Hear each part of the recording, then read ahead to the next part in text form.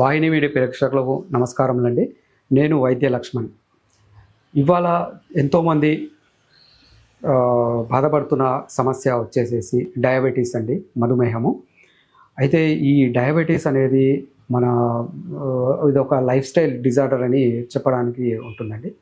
అయితే దీనివల్ల ఎంతోమంది అంటే ఇప్పుడున్న జనరేషన్లో ఒక 30 ఇయర్స్ నుండే ఈ సమస్య అనేది మొదలవుతుందండి. అయితే దీనికంటే ముందు కూడా సమస్యలు అవుతూ ఉన్నాయి, కానీ కామన్గా మేము మా క్లినికల్ ప్రాక్టీస్లో చూస్తున్నది ఒక 30 సంవత్సరాల నుండి తీసుకునేసేసి ఎంతోమంది ఈ డయాబెటీస్ బారిన పడుతూ ఉన్నారు. అయితే దీనికి ముఖ్య కారణాలు ఏంటి, అసలు ఈ డయాబెటీస్ అనేది ఏ విధంగా ఉంటాయి, ఏమేం రకాలుగా ఉంటాయి అనేది మనం దీంట్లో చర్చిద్దామండి. అయితే డయాబెటీస్ వచ్చేసేసి టైప్ 2, టైప్ 1 అని చెప్పేసి 2 రకాలుగా డయాబెటీస్ ఉంటుందండి. అయితే దీంట్లో టైప్ 1 డయాబెటీస్ వచ్చేసేసి ముఖ్యంగా ఏదైతే ప్యాంక్రియాటిక్ గ్రంథి ఏదైతే ఉంటుందో, ప్యాంక్రియాటిక్ గ్రంథి అందులో నుండి ఇన్సులిన్ అనేది సరిగా ఉత్పత్తి కాకపోవడము, పూర్తిగా అసలు ఉత్పత్తి కాకపోవడము దీనికి ముఖ్యమైన కారణం. అయితే ఈ యొక్క రకమైన డయాబెటీస్ ముఖ్యంగా చిన్న వయసు నుండే వచ్చే అవకాశం ఎక్కువ ఉంటుంది. అంటే జువెనైల్ డయాబెటీస్ అని చెప్పేసి చెప్తూ ఉంటాము. అయితే ఈ యొక్క డయాబెటీస్ దీనికి ఎక్స్టర్నల్గా మనం ఇన్సులిన్ ఇవ్వడము ఒకటి చేస్తూ ఉంటారండి. అయితే దీనికి వచ్చేసేసి ఇంకొకటి టైప్ 2 డయాబెటీస్. టైప్ 2 డయాబెటీస్ అనగా దీంట్లో ఏమవుతుంది, మన ప్యాంక్రియాటిక్ గ్రంథి వచ్చేసి ఇన్సులిన్ అనేది ఉత్పత్తి చేస్తుంది. అయితే ఉత్పత్తి చేసిన తర్వాత మన బాడీలో ఉన్న కణాలు, సెల్స్ ఏవైతే ఉన్నాయో దాన్ని వ్యతిరేకిస్తాయి. అంటే దాన్ని ఆ ఇన్సులిన్ అనేది తీసుకోదు, యాక్సెప్ట్ చేయదు. సో ఈ విధంగా ఇన్సులిన్ యాక్సెప్ట్ చేయకపోవడం వల్ల శరీరంలో చక్కెర శాతం అనేది నిల్వలు ఎక్కువగా పెరిగిపోతూ ఉంటాయి. సో ఈ ఇన్సులిన్ వచ్చేసేసి ఆ చక్కెర శాతాన్ని నియంత్రించే పద్ధతి అనేది ఈ ఇన్సులిన్కి ఉంటుంది. కానీ ఇక్కడ ఏమవుతుంది అంటే ఇన్సులిన్ అనేది సరిగ్గా వినియోగించుకోకపోవడం వల్ల బాడీ దాంట్లో షుగర్ లెవెల్స్ పెరిగిపోయేసేసి చాలా రకాల సమస్యలు వస్తూ ఉంటాయండి. అంటే దీంట్లో ముఖ్యంగా వచ్చేసేసి ఎక్కువగా మూత్రము, అంటే అతిమూత్రం అంటాము, అతిమూత్ర సమస్య ఎక్కువగా ఉంటుంది. త్వరగా అలసిపోవడము, ప్లస్ కళ్ళు తిరగడము. అయితే షుగర్ స్థాయి ఎక్కువగా మించిపోయినప్పుడు డయాబెటిక్ షాక్లోకి వెళ్ళిపోతూ ఉంటారు. సో షాక్ నుండి కోమా అని చెప్పేసి అలా సీరియస్ కండిషన్స్ ఏర్పడే అవకాశం ఉంటుంది. అయితే ఈ వ్యాధి ఎందుకు వస్తుంది అనేది ఆయుర్వేదంలో ఒక శ్లోకం ద్వారా చెప్తారండి. ఆస్య సుఖం స్వప్న సుఖం దదీని గ్రామ్యోదక అనుపరసాని.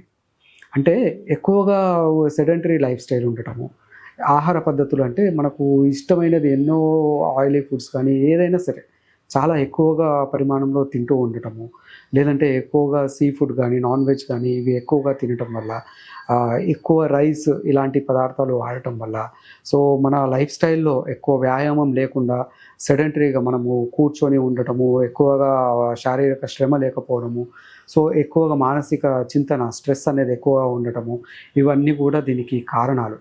సో దీనికి ముఖ్యంగా ఔషధానికంటే లైఫ్ స్టైల్ అనేది మనం చాలా దీన్ని మెరుగుపరచుకోవాల్సి ఉంటుంది. ఈ లైఫ్ స్టైల్ మెరుగుపరచుకోవడంతో పాటు ఆహార పద్ధతులు, ఎందుకంటే ఈ డయాబెటీస్ అనేది ఒకసారి వస్తే కంప్లీట్గా పోదు అనేది ఒక అపనమ్మకం ఉందన్నది. అయితే ఇది సత్యం కాదు. డయాబెటీస్ అనేది పూర్తిగా నిర్మూలించవచ్చు. దీనికి మన కఠోర శ్రమ కూడా ఉండాలి, మన దృఢ సంకల్పం కూడా ఉండాలి.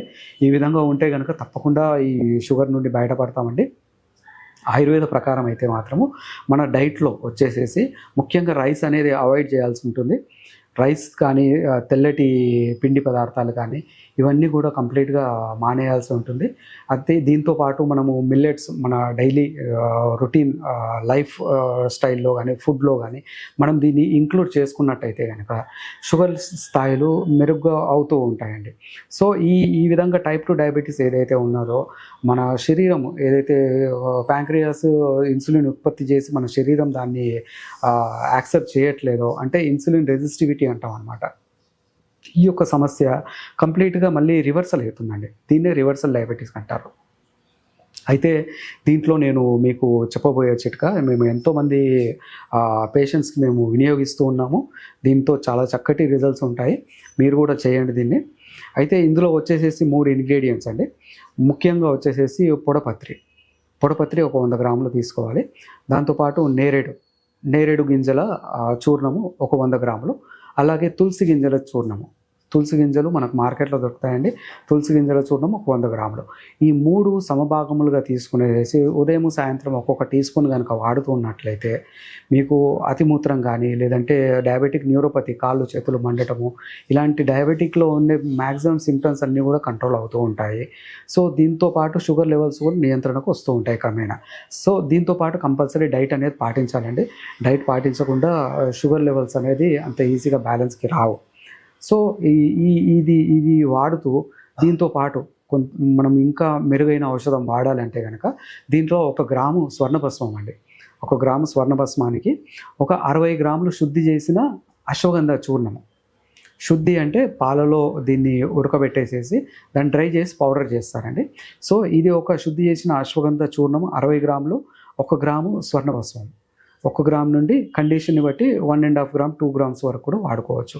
అయితే 1 గ్రామ్ డోస్ మాత్రం చెప్తున్నాను. ఇందులో 60 గ్రాములు పౌడర్ కలిపేసేసి దీన్ని ఒక్కొక్క గ్రామ్ చొప్పున డివైడ్ చేసుకునేసి ఉదయం 1 గ్రాము, సాయంత్రం 1 గ్రాము కొద్దిగంత నోట్లో వేసుకొని పాలు తాగేస్తూ ఉన్నారండి.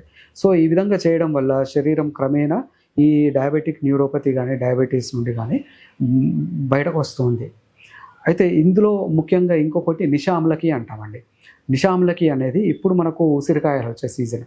సో ఉసిరికాయలతో పాటు పసుపుని ఉసిరికాయ రసంతో బాగా మర్దన చేసేసి ఒక 4-5 సార్లు బాగా మర్దన చేసేసి బాగా చక్కగా డ్రై చేసుకునేసి ఇది ఉదయం 1 గ్రామ్, సాయంత్రం 1 గ్రామ్ కనుక తీసుకుంటున్నట్లయితే షుగర్ స్థాయిలు క్రమేణా నార్మల్ అవుతూ ఉంటాయి.